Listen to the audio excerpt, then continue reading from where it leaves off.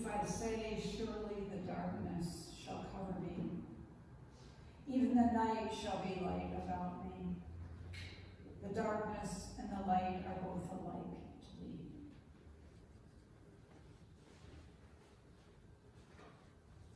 May all I say and all I think be in harmony with thee, God within me, God beyond me, maker of truth.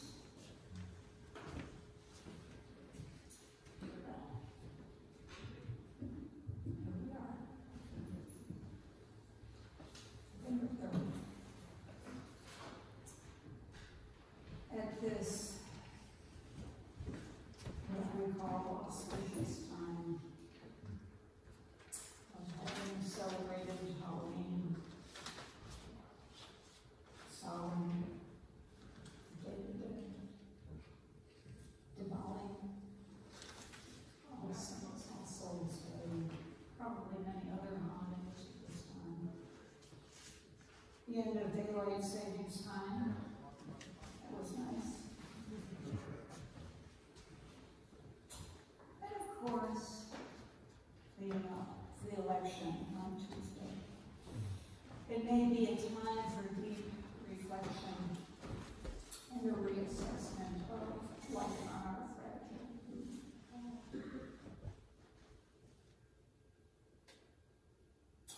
I was considering an image of a black hole. It may be a symbol of all our fears associated with being swallowed up by the extreme gravitational pull, of the possible triumph of darkness over light, of evil over good. And of course it is the opposite of this that is celebrated this time. The eventual triumph of light, of goodness. Goodness over evil, symbolized by the holiday of Diwali, practiced by Hindus, Jain, Sikhs, probably others. At the same time, it is the end of the harvest season in the northern hemisphere here, and the ushering in of the darker part of the year. Perhaps a time of greater introspection. Through the lens of our upcoming election, I, for one, would like to believe in the triumph of good over evil, light over darkness. But no matter what happens, it seems to be a time of reckoning with our past and making sense out of an uncertain future. The psalmist says, the darkness and the light are the same to God. To our Creator, who indeed created both light and darkness, they are the same. Looking at the black hole, we're told that it is the gravitational pull that draws light into the darkness of the hole. Although this sounds ominous, astrophysicists tell us that we're not in danger of falling into one of these dark holes. Still, as the photograph from the Event Horizon Telescope collaboration attests, the dark hole is indeed real. I've been reflecting at what seems to be a profoundly pivotal time, the dialectic of light and dark, life and death, good and evil, while reading Matthew Fox's most recent book entitled Trump and the MAGA Movement as Antichrist. I have to admit, I initially shied away from reading this book because of its overly Christian language. Interestingly,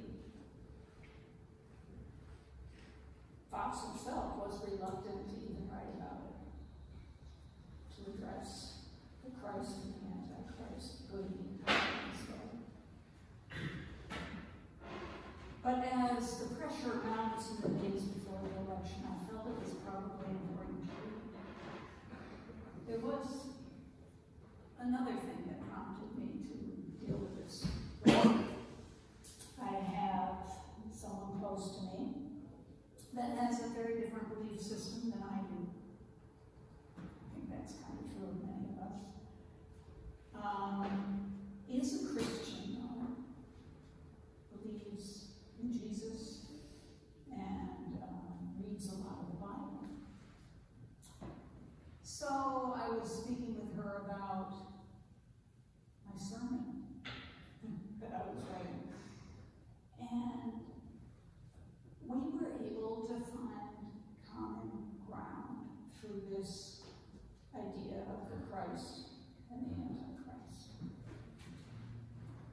She agreed. I think it helps that we have the book of Revelations, and she really buys into that. But I use that as a way to find some common ground and understanding between us. And that also prompted me to go ahead with this. Fox wrote this book after seeing a painting at a church in Orvieto, Italy, entitled The Antichrist. He was so struck by the painting that he hurried home, wrote a book very quickly. Within like 2 months, he wrote it and published it. It turns out that Fox was not the first one to be struck by this painting.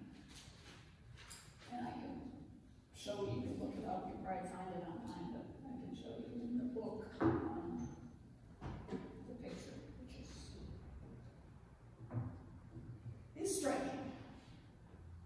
Sigmund Freud described religion as an illusion, was also struck by this painting. A biographer of his states that this encounter awakened Freud's sense of his own oppression as a Jew, though he was always ambivalent about identifying as a Jew.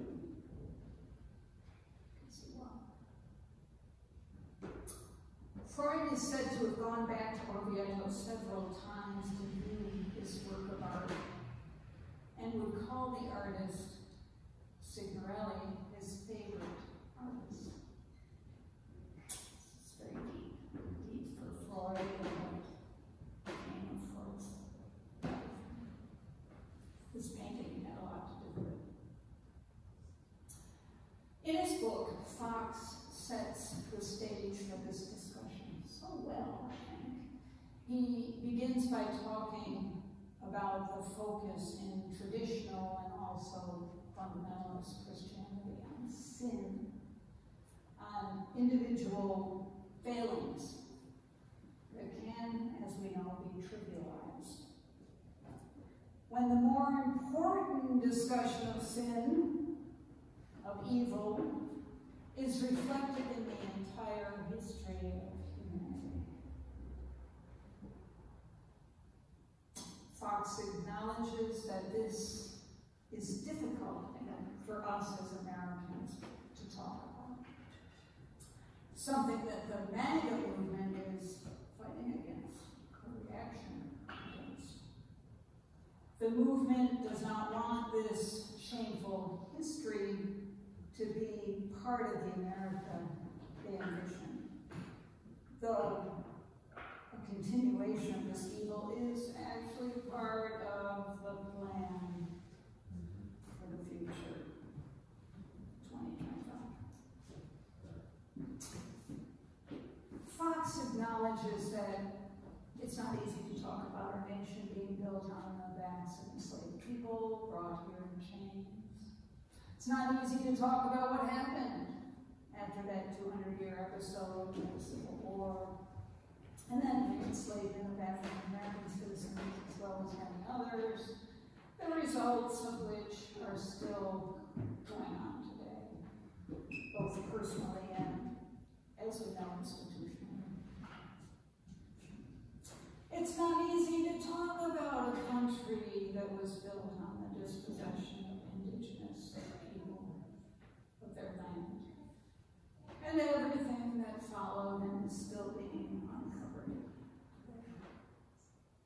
And of course, it's also not easy seeing our own complicity, for example, in the funding of the war in Gaza.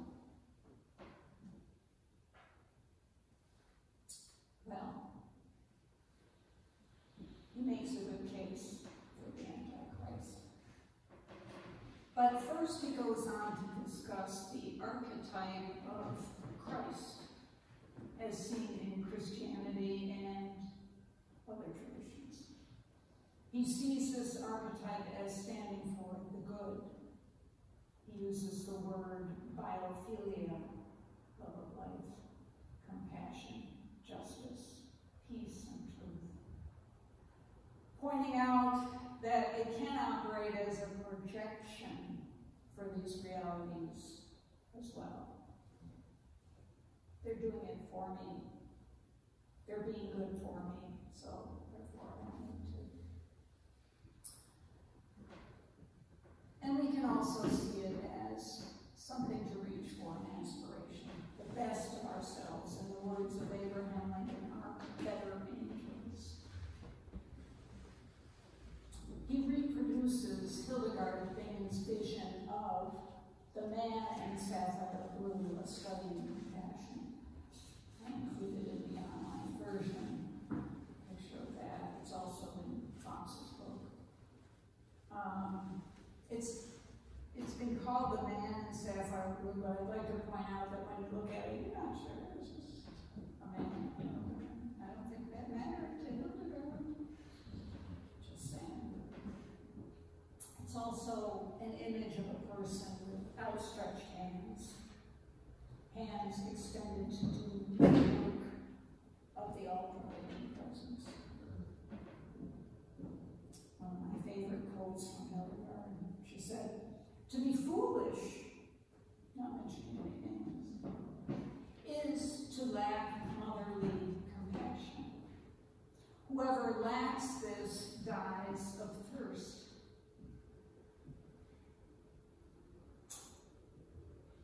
Fox goes on to describe then the archetype of the opposite, the Antichrist, calling it the incarnation of evil that speaks universally to all humans. Fox says that it has the power to grab us and seize us from a very deep place. Speaking of this danger of the negative archetype, Jungian scholar Edward Edinger warns that archetypes live themselves out in whatever psychic stuff they can appropriate. They are like devouring mouths finding little egos they can consume, and the living out of those egos. This seems to be what's going on again. Fox points out that given today's politics, we can see why this archetype has returned. Perhaps to show us what is happening anyway, out in the open, or perhaps slightly beneath the surface. Many of us having to walk on eggshells around topics like this. Perhaps to show us what's right in front of our face. And Fox makes this evidence explicit in his 18 Signs of the Antichrist in our time. Reminds me of a YouTube video entitled 10 Worst Things About Trump by Robert Frank. Some of you may have seen it. Turns into 75 or more. It wouldn't stop. Among the signs that Fox listed were a stream of lies, Project 2025, the 2020 elections, economic climate change, on and on. Fox wraps up his consideration by consulting Hildegard again, who, by the way, gave us our opening reading today, an expression of all. She's so good with that. As many of you know, Hildegard was not only an artist, scientist, musician, author, viewer, but also someone who waged battles against evil in her time. She also dealt with the archetype of the Antichrist in a vivid painting that depicts the Antichrist being birthed from a woman of a church. Anyone? Maybe? She often spoke about the church, and often the woman in her paintings was the church. Fox sees this bold imagery as an indictment of the Antichrist, as patriarchy. The picture is also in this book. It's a bit scary. And, dare I say, penis is also involved. It was bold. Very bold. So, Fox wrestled with a topic that has been perhaps just beneath the surface of my own mind and soul. Maybe being held there a little bit. He helped me to better understand what Thurman called the anatomy of the issues facing us. Through this timely consideration of our current situation, I feel better equipped to walk in the light of the all-pervading presence. The light represented by the celebration of Diwali, the celebration of our ancestors, the celebration of the Christ in us, that is not only capable of overcoming this so-called darkness, but of finding the message within it to continue, in the words of Dr. Howard Thurman, to live effectively